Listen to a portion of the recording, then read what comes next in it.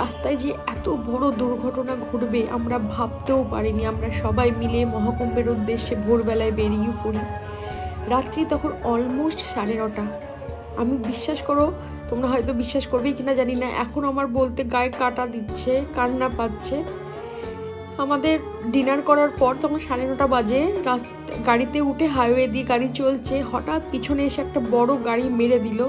আমরা যে কিভাবে প্রাণে বেঁচে ফিরেছি।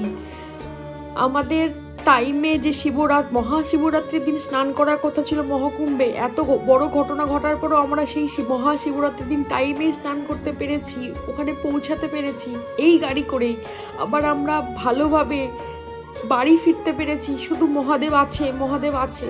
তোমরা আজকে এই শ্রাবণ মাস বলে আমি এই ভিডিওটা ছাড়লাম তোমাদের জন্য। তোমরা সবাই মহাদেবকে ডাকো, সব বিপদ থেকে বেরিয়ে আসবে।